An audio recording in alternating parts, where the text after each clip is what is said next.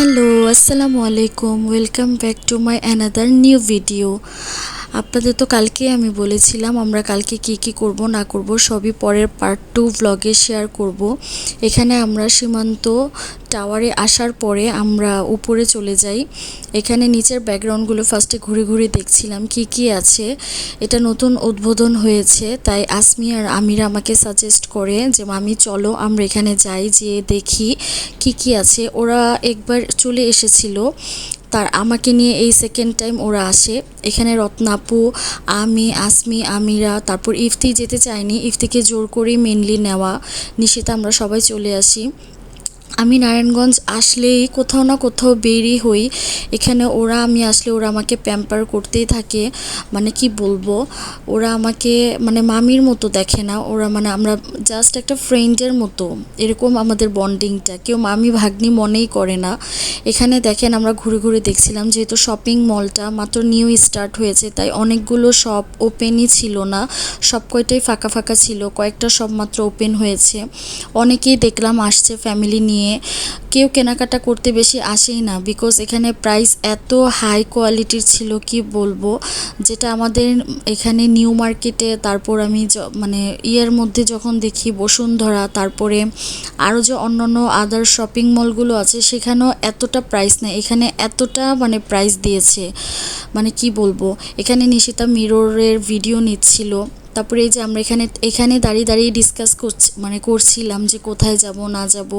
এর পরবর্তীতে এখানে আমি ভাবছিলাম হয়তো রুফটপে কয়েকটা রেস্টুরেন্ট ওপেন হবে, বাট রুফটপে তেমন কোনো রেস্টুরেন্টই ছিল না। একটা রেস্টুরেন্ট ছিল, সেটাও তেমন ভালো কোয়ালিটির ছিল না, সো আমার একটুও ভালো লাগেনি।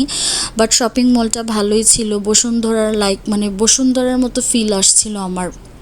অনেক বড় একটা শপিং মল ওপেন হয়েছে নারায়ণগঞ্জে ফর দ্য ফার্স্ট টাইম।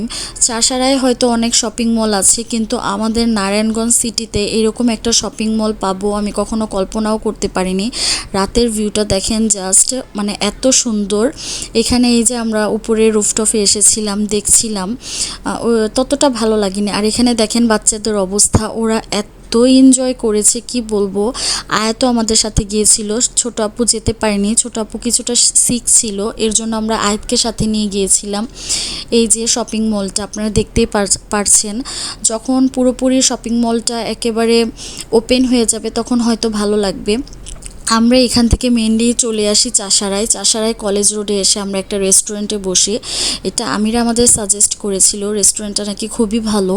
আমি এতটাও কল্পনা করিনি বা এক্সপেক্ট করিনি আসলে রেস্টুরেন্টটা ছোট হলেও এতটা ভালো হবে। এটার খাবার দাবার এত ভালো ছিল আর কোয়ালিটি এত ভালো ছিল খাবারের, কি বলবো। ফ্রেশ ফুড ওরা সার্ভ করছিল, আর খাবারের প্রাইসও অনেক রিজনেবল ছিল।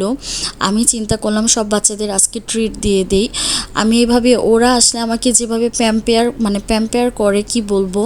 এখানে এই যে আমি ওদের বলছিলাম যে তোমাদের যার যে পছন্দ তোমরা মেনু কার্ড থেকে সিলেক্ট করে অর্ডার দাও।